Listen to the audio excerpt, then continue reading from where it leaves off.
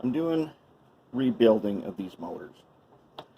And it probably wasn't totally necessary, but they didn't look so great.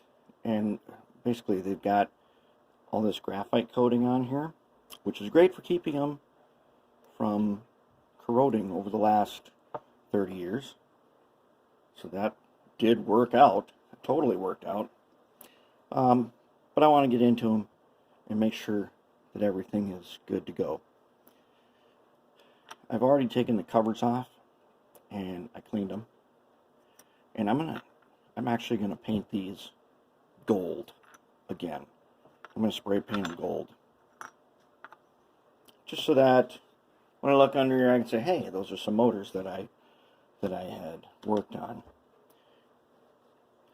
The other thing, okay, what I wanted to tell you was, okay, so when you take the motor, I pulled the flywheels off just by hand. They're friction fit. Do not glue them back on. I'm going to clean these flywheels up. I'll probably put them in my mini lathe, polish them, and they'll look really nice. And then when I put the flywheel back on, I'll show you some way to do this without wrecking or taking out the joints that are in here. If you just pound these on, you could damage the universal joints on the ends. We don't want that. Here's something to note, very important. If you take off this side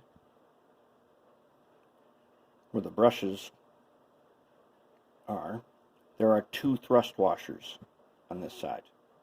If you take off this side, which is the opposite, there's only 1 thrust washer. Make sure you don't lose the thrust washers because they're hard to come by. I had to search high and low. I don't know what happened to it when I took it off. Somehow there's a thrust washer probably right in here. I just don't see it. So I had to find another one. But you do not want to lose the thrust washers. You need those. They're important. Then you see this one's got some rust on it. I'm going to fix that.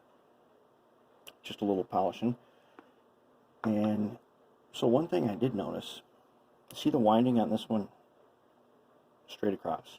See this one? That offset. All of them are straight except for this one that's offset. Interesting. And it may be, this is the one I did not lose a thrust washer anywhere else, but this one wasn't on here. And it may be, I'll have to compare it to some other motors. Maybe there wasn't one. I think there was, and it's stuck around here somewhere. But I don't know. I'm going to compare it to another one and see if there's a thrust washer. But anyways, I'm going to clean up these. And then we're going to reassemble the motors. One of the motors, strangely enough, had this very odd spring in it. And I don't know where that came from or why it was like that. I have some new springs, so I'll just put a new one in there. All of the brushes look decent.